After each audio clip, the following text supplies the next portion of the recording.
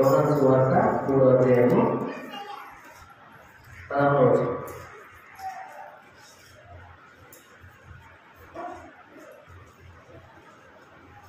అందరూ కలిసి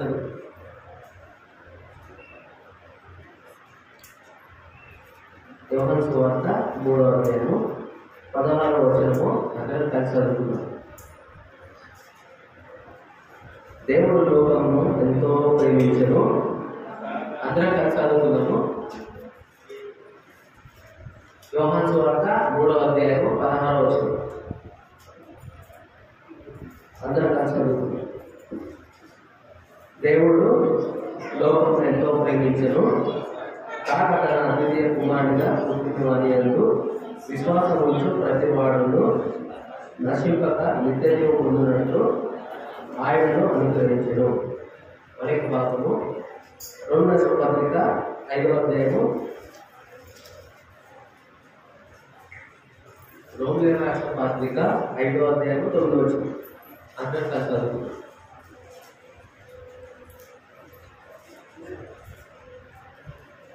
రోమీయులకు రాసిన పత్రిక 5వ అధ్యాయము 9వ వచనం అందరం కలిసి చదువుకుందాం. కాబట్టి ఆయన రక్తం వల్ల ఇప్పుడు నీతిమంతులుగా తీర్చబడి అందరం కలిసి చదువుకుందాం. అందరం కలిసి గట్టిగా కావాలి. 9వ వచనం 5:9 రోమీయులకు రాసిన పత్రిక. కాబట్టి ఆయన రక్తం వల్ల ఇప్పుడు నీతిమంతులుగా తీర్చబడి మరింత నిశ్చయంగా ఆయన ద్వారా ఉగ్రత నుండి రక్షింపబడుదుము. ప్రార్థన చేసుకుందాము. ఎవరైనా అలా చేసే పిల్లలు ఉంటే బయటకు తీసుకొస్తుందా కోరుకుంటాం. మధ్యలో ఆపాల్సి వస్తుంది.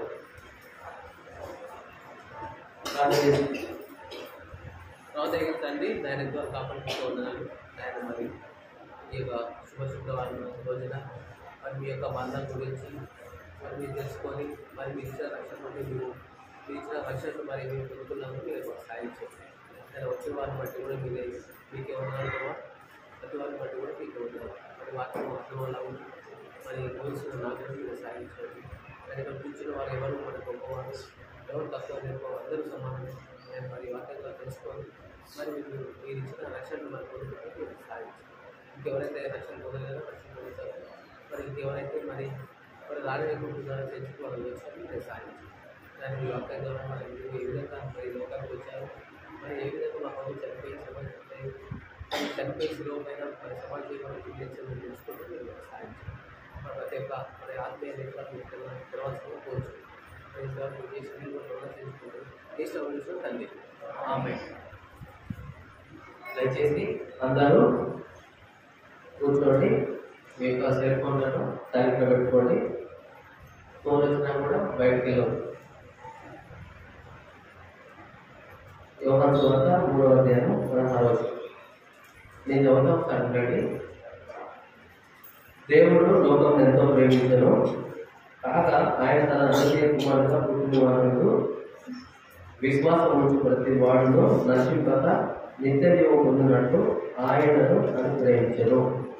ఈ యొక్క వాక్య భాగం ద్వారా మనకు దేవుడు ఏం చేస్తున్నాడంటే మనకు నిత్య జీవము అందించడానికి మరి తన యొక్క అద్వితీయ కుమారునిగా పుట్టిన యేసును ఈ లోకానికి పంపించాడు. ఎందుకంటే ఈ లోకంలో దేవుడు ఎంతో ప్రేమించాడు.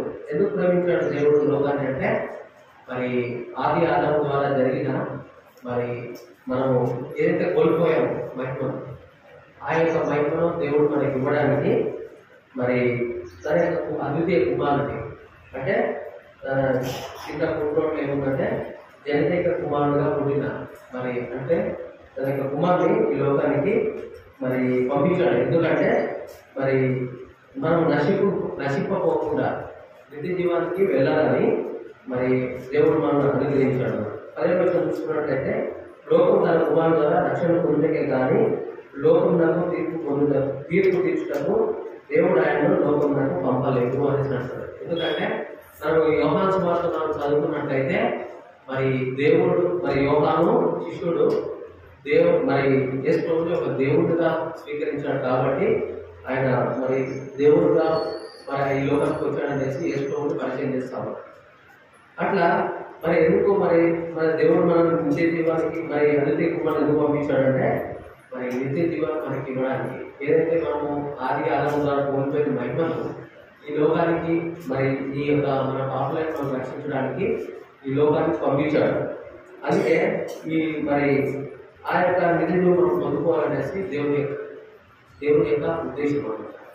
ఎందుకంటే అనేక మంది ఎవరైతే మరి రక్షణ పొందకుండా ఎవరైతే యేసువే నిజమైన దేవుడు ఆయన మాత్రమే మన పాపలను కడగగలుగుతాడు, ఆయన మాత్రమే మన కొరకు చనిపోయి సమాధి చేయబడి తిరిగి లేచాడు ఎవరైతే నమ్ముతారో వారు మాత్రమే రక్షణ పొందుతారు. వారికి మాత్రమే అలాంటి రక్షణ ఇవ్వడానికే యేసు ఈ లోకానికి వచ్చాడు అన్నమాట. ఈరోజు మరి గుడ్ ఫ్రైడే ఎందుకు జరుపుకుంటున్నాం? దేవుని యొక్క ఉద్దేశం ఏంటంటే చెప్పండి, చెప్పగలుగుతారా?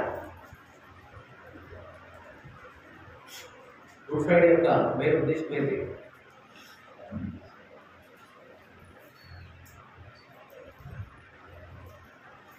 గుడ్ ఫ్రైడే యొక్క ప్రధాన ఉద్దేశం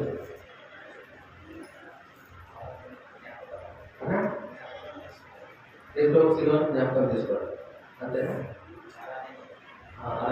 ఇంకా గుడ్ ఫ్రైడే యొక్క శుభ శుక్రవారం. మరి ఈరోజు గుడ్ ఫ్రైడే దినాన్ని మనం వచ్చినాం కాబట్టి మరి దేనికోసం మనము ఇక్కడికి వచ్చాము, దేవుడిని ఎందుకు ఆరాధించాలనే విషయం తెలవాలి. తెలిసినప్పుడే మనం దేవుడిని ఆరాధించగలము. మనకే తెలియనప్పుడు ప్రతి ఆదివారం చేసినట్టుగా ఈరోజు ఆరాధన చేస్తాం. అయితే దేవుడు ఎందుకోసం ఇది లోకానికి వచ్చాడు, మన కొరకు ఎందుకు చనిపోయాడు అనే విషయం మనకు తెలియాలి. దేవుడు ఏ ఉద్దేశంతో ఈ లోకానికి వచ్చాడో తెలియాలి.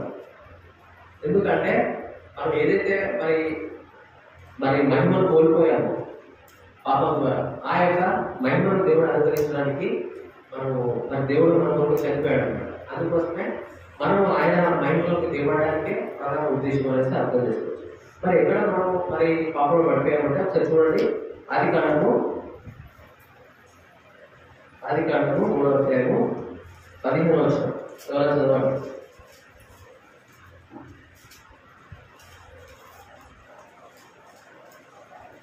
ఆది కాండము 3వ అధ్యాయం 15వ వచనం.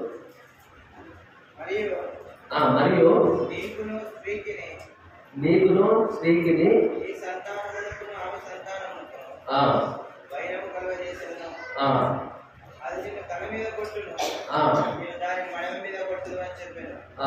చాలండి.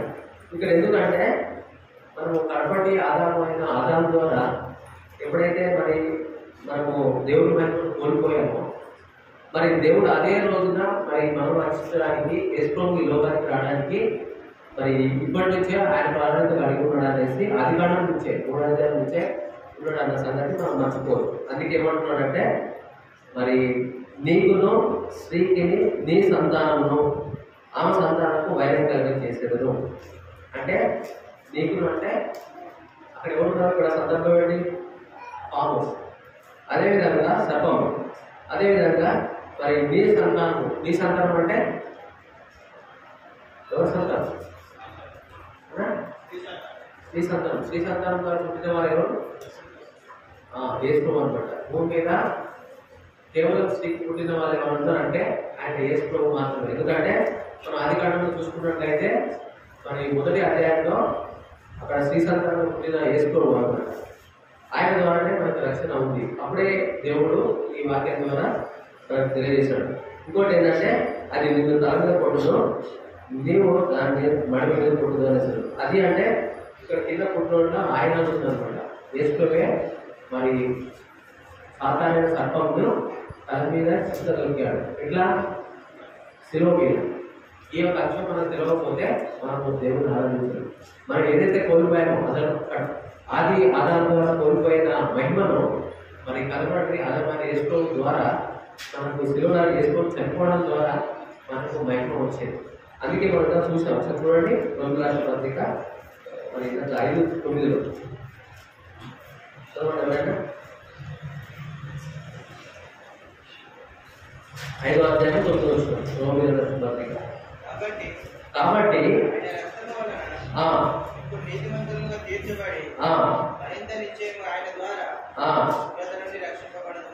దేవుడు ఏంటంటే మనల్ని ఇప్పుడు నీతిమంతులుగా తీర్చడానికి మరి నిశ్చయంగా ఆయన ఉగ్రత నుంచి తప్పించబడదు అనేసి అంటున్నాడు. ఎందుకంటే ఎవరైతే యేసుని సొంత రక్షణగా స్వీకరించారో ఆయన చేసిన మరణ త్యాగంలో మరి శిలువ ద్వారా చనిపోయిన త్యాగంలో ఎవరైతే నమ్మరో వారు మరి ఉగ్రతకు మరి గురి అయ్యేవారుగా ఉంటారు. ఎందుకంటే మన అప్పుడు పాపంలో ఉన్న మనల్ని దేవుడు మనల్ని నీతిమంతులుగా తీర్చాడు. ఆయన యొక్క నిత్య జీవాన్ని లోకానికి ఇవ్వడానికి యేసు వచ్చాడు. మరి నిత్య జీవం ఎవరైతే పొందుకోవాలనుకుంటున్నారో మరి యేసు మరి రావడానికి కేవలం మరి ఆయన నిత్య జీవం ఇవ్వడానికి అనేసి మనం మరి అర్థం చేసుకోవచ్చు. మనం కోల్పోయిన మహిమను యేసు ఈ లోకానికి మళ్ళీ పాపలైన వాళ్ళకు మనం నీతిమంతులుగా తీర్చి మరి ఆయన ఉగ్రత నుంచి తప్పించడానికి యేసు ఈ లోకానికి వచ్చాడు. మరి ఎవరైతే దేవుని యేసుని సొంత రక్షకుడుగా స్వీకరిస్తారో నేను పాపిని, నేను యేసువే నా పాపలకు చనిపోయాడు, ఆయన మాత్రమే నా కొరకు చనిపోయి సమాధి సేవలు తిరిగి లేచారని ఎవరైతే నమ్ముతారో వారికి మాత్రమే రక్షణ, వారికి మాత్రమే మరి పాపక్షమాపణ ఉంది, వారు మాత్రమే మరి ఉగ్రత నుంచి మరి తప్పించబడతారు, వారు మాత్రమే దేవుని ఆరాధించగలుగుతారు. ఎప్పుడైతే ఆ విధంగా మనం దేవుని దగ్గర ఒప్పుకుంటామో అప్పుడే మాత్రమే మనకు మరి మహిమయుక్తమైన సంతోషం, చెప్పనసక్యంలో మహిమయుక్తమైన సంతోషం దేవుడు మనకి ఇచ్చేవాడుగా ఉంటాడు. ఆ చెప్పనక్యంలో మహిమయుక్తమైన సంతోషము మరి పరలోక సంబంధమైంది. ఆ యొక్క పరలోక సంబంధమైనది దేవుడు ఈ లోకంలో ఇస్తాడు. ఎవరైతే మన నిత్య జీవం పొందుకోవాలనుకుంటున్నారో వారికి మనము నిత్య జీవం గురించి ఎಷ್ಟో మనం నిత్య జీవంలో తీసుకురావడానికే ఈ లోకానికి వచ్చాడు. ఎవరైతే మన నిత్య జీవం పొందుకోవాలనుకుంటున్నారో వారు మాత్రమే ఈ విధంగా మన దేవుడి దగ్గర తన పాపాలు ఒప్పుకుంటే వారికి మాత్రమే రక్షణ ఉంటుంది. ఒకసారి చూడండి, మరి యోహాను రాసిన మరి సువార్త ఒకసారి చూడండి, క్షమించండి, రోమన్ పత్రిక అదే 6వ అధ్యాయం 23 వస్తుంది. ఎవరైతే నిత్య జీవంలో మరి పొందుకోవాలనుకుంటున్నారో ఏదైనా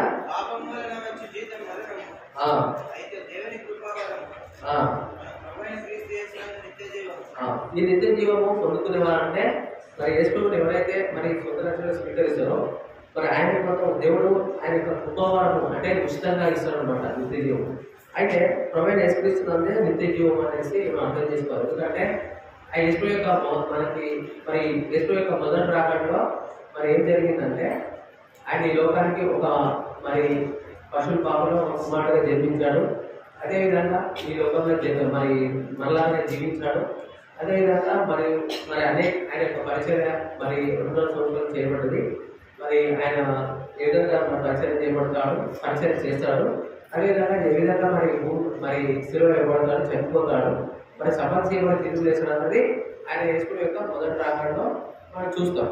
అయితే మనం చూసే భాగం ఏంటంటే మరి 3వ భాగం యేసు ఏ విధంగా శిలువలో మరి చనిపోయాడు, ఆయన ఏ విధంగా మరి శిక్షింపబడాడు మన పాపంలో కొరకు, మరి ఆయన ఎంత కష్టపడాడు అనేది మనం చూడాలి. ఎందుకంటే మరి మనకి మంచి శుక్రవారం కానీ యేసు కాదు. ఎందుకంటే ఆయన మరణం ద్వారానే మనకి రక్షణ వచ్చింది కాబట్టి మనకి మంచి శుక్రవారం. అయితే మనం చూడాల్సింది ఏంటంటే మరి యేసు ఇక్కడ మనిషి రూపంలో మనకి పుట్టాడు కాబట్టి మరి ఆయన దేవుడు కాదంటే మన దేవుడే. యేసు ఒక భూమి మీద ఉన్నంత కాలము ఒక మనిషిగా జీవించాడు, అదేవిధంగా ఒక దేవుడుగా. మరి అంతకుముందు యేసు లేడా అంటే ఉన్నాడు, అంతకు పాత నిబంధనలో యేసు ఉన్నాడు, మరి ఇప్పుడు ఉన్నాడు, ఈ యుగంలో కూడా ఉండబోతాడు. ఎందుకంటే ఆయన మానవ రూపంలో వచ్చాడు. అందుకే మరి ఆయన మన రక్షించడానికి ఈ లోకానికి వచ్చాడు, నిత్య జీవం ఇవ్వడానికి. అయితే ఎవరైతే మరి యేసుని మరి సొంత రక్షణగా స్వీకరిస్తారో మరి ఆయన ఇచ్చే మరి ఉచితంగా ఇవ్వబడుతుంది నిత్య జీవం అనేసి, అది కేవలము దేవుడు విశ్వసించే వారికి అనేసి మనం అర్థం చేసుకోవాలి. ఆయన యేసు యొక్క మరి మరణము ఎంత మరి బాధకరమైందంటే మరి భూమి మీద ఎవరు అంత శిక్షింపబడలేదు, మానవుల కొరకు పాపుల కొరకు. ఆయన ఏ విధంగా మరి శిక్షింపబడడం మనందరికీ తెలుసు. మరి ఆయన 40 దినాలు ఉపవాసం ఉన్నాడు. అదేవిధంగా మరి 1:39 మరి ప్రోడక్ట్ తినడం జరిగింది. అదేవిధంగా తలకు కిరీటము పెట్టబడింది. అదేవిధంగా మరి దగ్గర 6-7 మైళ్ళు మరి గొల్గొతా కొండ వరకు తన శిలువను మోసుకొని రావడం జరిగింది. అది శిలువ యొక్క బరువు ఏంటంటే దగ్గర 150 కిలోలు. అంత బరువైన శిలువను మరి 40 దినాలు ఉపవాసం ఉండి మరి ఆ విధంగా భోజనం రావడం ద్వారా మరి కాళ్ళకు మేకులు ఉంచబడింది. మరి బలంలో మరి పక్కలో కొట్టుకుపోవడం మరి ఆ విధంగా మరి చేపడడం కారణం బట్టి మరి ఆయన చనిపోయిన మన కోసమా మరి వేరే వాళ్ళ కోసమా అంటే చాలా మంది ఏమనుకుంటారంటే యూదుల కోసం అనుకుంటారు. కానీ ఎక్కువ చనిపోయింది యూదుల కోసం కాదు, మానవాళి కోసం మొత్తం అనేసి మనం చూసుకోవచ్చు. అట్లా యేసులో చనిపోవడం ద్వారానే మనకి నిత్య జీవం ఉంది కాబట్టి మనం ఏ విధంగా ఆరాధించాలంటే యేసులో మాత్రమే. మరి నీతిమంతులుగా తీర్చబడడం మనం చేశాడు కాబట్టి మరి ఒక నీతిమంతులు మాత్రమే ఒక నీతిమంతులుగా చేయగలడు, ఒక సాధారణ వ్యక్తి చేయలేడు. ఎందుకంటే మన వరకు అనేక మంది లోకంలో మరి అనేక మరి ఉన్నవాళ్ళు దేవుడు అనబడి వాళ్ళు ఎవరు మరి వాళ్ళు మన వరకు చనిపోలేరు. యేసులో మాత్రం ఎందుకు చనిపోయాడంటే ఆయన నిజమైన దేవుడు.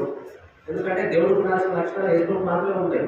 ఎందుకంటే ఆయన పరిశుద్ధమైన దేవుడు, ఆయన మరి సర్వశక్తి గలవాడు, సర్వజ్ఞాని, మరి మార్పు లేని వాడు, నిత్యమైన దేవుడు. ఆయన నిత్యమైన దేవుడు కనుకనే మరి నిత్య జీవం ఇవ్వగలడు. ఇంకోటి ఏంటంటే మన పరిశుద్ధమైన దేవుడు కనుకనే మరి ఆయన ద్వారా చిందించే రక్షణ ద్వారానే మనకి రక్షణ ఉంది. ఆయన కాచిన మరి రక్తం ద్వారానే మనకి రక్షణ ఉంది. ఎందుకంటే ఒక మనిషిని నీతిమంతులుగా తీర్చలేడు. ఎందుకంటే మనిషి పాపం చేసిన వాడే. అదేవిధంగా మరి పాపం ఉన్నవాడు పాపాన్ని మరి గుడ్డివాడు ప్రవర్తించలేడు. అట్లనే మరి మరి పరిశుద్ధమైన దేవుడు మాత్రమే మనము మరి పాపం నుంచి రక్షించగలుగుతాడు. మరి దేవుడు అనడానికి యేసు మాత్రమే మనము ఆయన పరిశుద్ధులు కనుకనే మరి ఆయన నీతిమంతులు కనుకనే మనం నీతిమంతులు తీర్చడానికి ఈ లోకానికి వచ్చాడు. అందుకే ఆయన మాత్రమే మన ఉగ్రత నుంచి రక్షించగలుగుతాడు. అయితే మనం ఏ విధంగా దేవుని ఆరాధించాలంటే ఆయన ఇచ్చిన ఉచితమైన కృపను మనం పొందుకున్నాం కనుక ఆయన చేసిన త్యాగం బట్టి మనం దేవుని ఆరాధించాలనేసి కలుగు. దాంట్లో మొదటిది ఏంటంటే ఆయన ఇచ్చి మరి నిత్య జీవము ఉచితమైనది.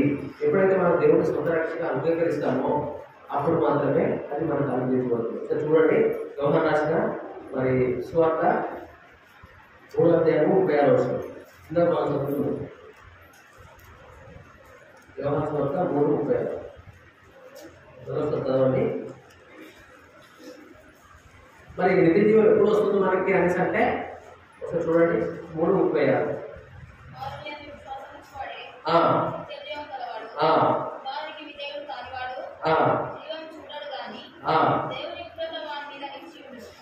ఎప్పుడైతే మన దేవుణ్ణి మరి స్వీకరిస్తామో అప్పుడే మనకి నిత్య జీవము అందుకునేదిగా ఉంటుంది. ఎందుకంటే పరలోకమైనప్పుడు నిత్య జీవం అనేది అనడానికి లేదు. భూమి మీద ఉన్నప్పుడు యేసులోని సొంత రక్షణ స్వీకరించినప్పుడే మనకు అప్పుడే దేవుని యొక్క నిత్య జీవం అనేది ఇక్కడే పొందుకుంటాం. ఏ విధంగా అంటే మరి దేవుని సొంత రక్షణ స్వీకరించిన తర్వాత మరి చెప్పరాశకి వైభవికమైన సంతోషము మనం ఇక్కడే పొందుకుంటాం.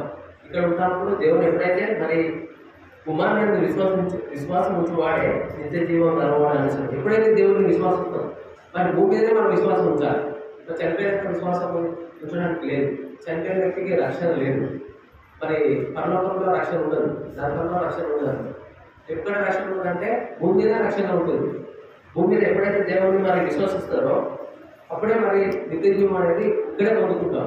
అందుకే దేవుడు ఏమంటున్నాడంటే మరి కుమారునికి విధేయుడు కాని వాడు జీవం చూడడు, కానీ దేవుడి ఉగ్రత వారి మీద నిలిచి ఉంటుంది అనేసి దేవుడు. నిత్య జీవము దేవుడిచ్చే నిత్య జీవము మరి ఎప్పుడైతే మనం దేవుడిని స్వీకరిస్తామో అప్పుడు మాత్రమే మనకు వస్తుంది. మరి ఆయన నిత్య జీవం దేవుడు ఇస్తున్నాడు కాబట్టి మనం దేవుడిని ఆరాధించాలి. ఆయన చేసిన త్యాగాన్ని ఈ భూమి మీద ఎవరు మరి రక్షణ మనకు ఇవ్వలేదు.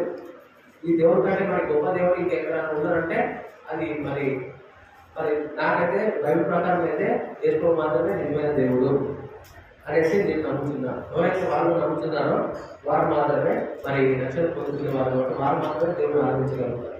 ఎందుకంటే మానవాళి కొరకు మరి ఎవరు కూడా చనిపోలేదు. అట్లా దేవుడు తన యొక్క మహిమను వదులుకొని మరి పరలోకంలో ఈ లోకానికి వచ్చి మన కొరకు మరి మానవ రూపంగా వచ్చి మన కొరకు చనిపోయినాడు. కాబట్టి మనం ఆయన చేసిన త్యాగాన్ని బట్టి ఆయన చేశాడు కాబట్టి ఆయన చేసిన త్యాగాన్ని బట్టి మనము దేవుడిని ఆరాధించాలి. ఎందుకంటే ఎవరు కూడా మన కొరకు చనిపోలేదు, నిత్య జీవం మనకి ఇవ్వడానికి. అందుకే దేవుడు మనం ఆరాధించవలసిందిగా మరి దేవుడు కోరుచున్నాడు. మనం బాగా చూసుకుందాము. సో చూడండి, యోహాను రాసిన పత్రిక మరి 4వ అధ్యాయము 2-3 వచనం. 14వ అధ్యాయం యోహాను 14 యోహాను సువార్త 14:2-3 వచ్చిన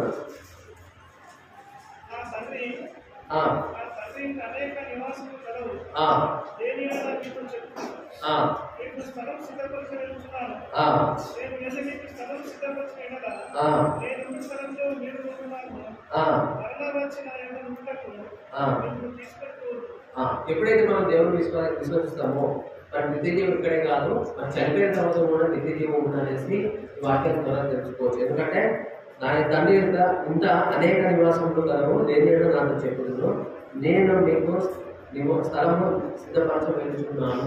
అంటే ఎవరైతే దేవుడు మరి స్వతంత్రంగా స్వీకరిస్తాడో, ఎస్టో మన కొరకు చనిపోయిన మరి ఎవరైతే నమ్ముతారో, ఆయన నా కొరకు చనిపోయి సంవత్సరం ఫిక్లేసిన ఎవరైతే నమ్ముతారో వారికి ఇక్కడే నిత్య జీవం ఉంటుంది. అదేవిధంగా చనిపోయినాక కూడా మరి వాళ్ళలో కూడా నిత్య జీవం ఉంటుంది. అందుకే నేను మీకు స్థలం సిద్ధపరిచిన ఎడల నేనున్న స్థలంలో మీరు ఉంటున్నారు కూడా మరలా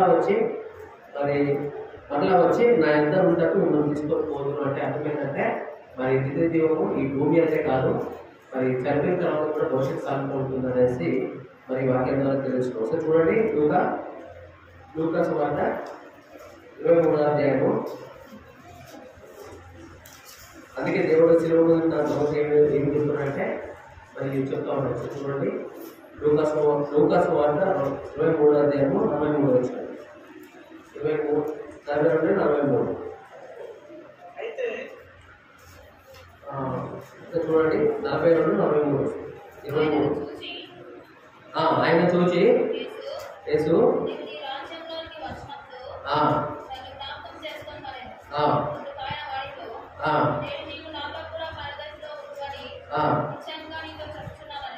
ఇక్కడ శిలోజున్న దొంగకు మరి దేవుడు చెప్తా ఉన్నాడు. ఆయన ఏమన్నాడంటే నీ రాజ్యం వచ్చినప్పుడు నాకు జ్ఞాపకం చేసుకోమని అన్నప్పుడు యేసు ఏమన్నాడంట, నేను నీతో కూడా పరదేశంలో నేడు నీవు నాతో కూడా పరదేశంలో ఉండు అని దీంతో నిశ్చయంగా చెప్తున్నాడు. అంటే శిలువ చూసినప్పుడు దేవుడు భవిష్యత్తు జరగమైన గురించి చెప్తా ఉన్నాడు.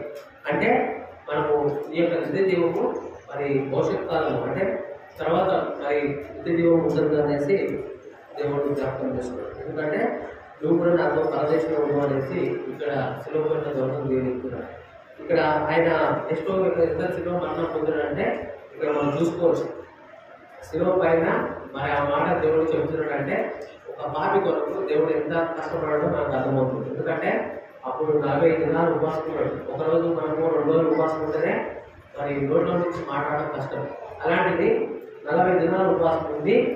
మరి 30 తక్కువ మరి 39 దెబ్బలు తిని అదేవిధంగా మరి దళితులు తొలికీర్తం పెట్టబడి మరి 6-7 మైళ్ళు శిలువ ప్రాణం పోసుకొని పోయి మరి అంత చేసినప్పుడు కూడా ఎస్టో ఆ యొక్క శిలువలో మరణానికి ముందు కూడా మరి ఒక పాపి కొరకు రక్షించడానికి ఆయన ఎంత తాపత్రపడడం మనకి ఈ యొక్క వాక్యంగా తెలుసుకోవచ్చు.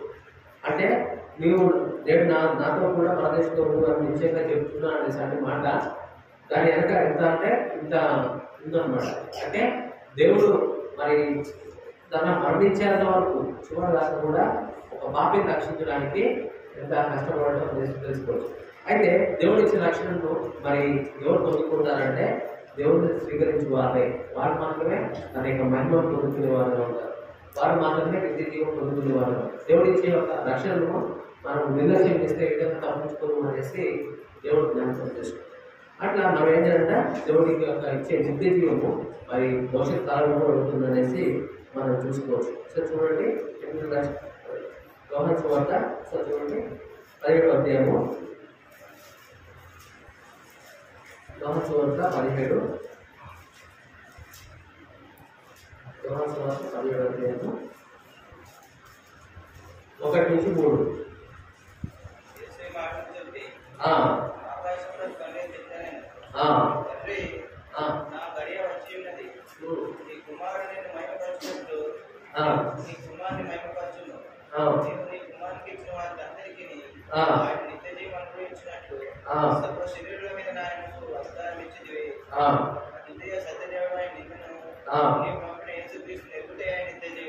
నిత్య జీవం అంటే ఏంటంటే యేసు తెలుసుకోవడమే నిత్య జీవం అనేసి దేవుడు చెప్తున్నాడు.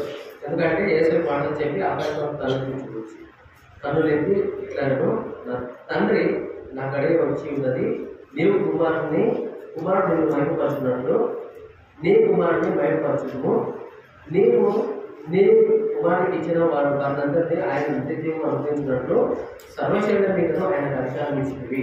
3వ వచనము, అద్వితీయ సత్యదేవుడైన నిన్ను నీవు పంపిన యేసుక్రీస్తును ఎరుగుటే నిత్య జీవం. నిత్య జీవం అంటే దేవుడు తెలుసుకోవడానికి నిత్య జీవం. ఇందాక మనం చెప్పినట్టుగా మనం ఎవరైతే విశ్వాసం ఇస్తారో మరి వారికి మాత్రమే నిత్య జీవం ఉంటుంది. తెలుసుకోవడానికి అంటే ఎవరైతే దేవుడు తెలుసుకుంటారో మరి ఎప్పుడైతే మనం దేవుని స్వీకరిస్తామో అప్పుడే నిత్య జీవం భవిష్యత్ కాలంలో నిత్య జీవం జీవిస్తారు. అని అదేవిధంగా దేవుడు తెలుసుకోవడం నిత్య జీవం. ఆ విధంగా ఈ అన్ని అంశాలు జ్ఞాపకం చేసుకొని మరి దేవుడిని ఆరాధించాలి. ఎందుకంటే ఎవరైతే రక్షణ పొందుతారో ఎవరైతే మరి విశ్వసిస్తారో వారు మాత్రమే దేవుడిని ఆరాధించగలుగుతారు. ఒక సాధారణమైన వ్యక్తి దేవుడిని ఆరాధించలేదు. ఎందుకంటే మరి వారి యొక్క మనోనేతలు తెలవబడలేదు కనుక వారికి ఏం చెప్పినా కూడా అర్థం కాదు. అయితే ఇక్కడ మరి మనకు ఒక అనుమానం రావచ్చు, మరి దేవుడు ఎన్నో దేవుడు ఒకడే కదా, మరి కుమారుడు అంటున్నాడు తండ్రి అంటున్నాడు అనేసి మనకి అనుమానం రావచ్చు. అయితే ఎన్నో యొక్క దేవుడు ఒకే దేవుడు, కానీ మనకి బైబిల్ ప్రకారం మరి ముగ్గురుగా మనకు కనబడతాడు. ముగ్గురు వ్యక్తులు పాత గ్రంథంలో మరి తండ్రి అయిన దేవుడుగా కనబడతాడు. మరి కొత్త నిబంధనలోనే మరి కుమారుడుగా కనబడతాడు. అదేవిధంగా పరిశుద్ధమైన దేవుడు. అయితే ఎన్నో మరి ఇప్పుడే కూడా అంటే మరి చూసుకోవచ్చు, అబ్రహాము మరి విధించిన ముగ్గురులో ఒకరు యేసుప్రభు. అదేవిధంగా మరి మనలో ఉన్న మరి మోషేకు కనబడింది కూడా యేసుప్రభువే. ఇంకోటి ఏంటంటే మరి యెహోషువ కూడా మన ఒక సేనాధిపతిగా దేవుడు పరిచయం అవుతాడు. ఇంకోటి ఏంటంటే మరి దాని గ్రంథంలో కూడా మరి ఆ అగ్నిలో వేసినప్పుడు ఒక 4వ వ్యక్తి ఒక దూతగా కనబడతా ఉన్నాడు. యేసుప్రభు ఇప్పుడే కాదు, ఆయన అంతకు ముందు ఉన్నాడు, ఇప్పుడు ఉన్నాడు, మన భవిష్యత్తులో ఉండబోతున్నాడు.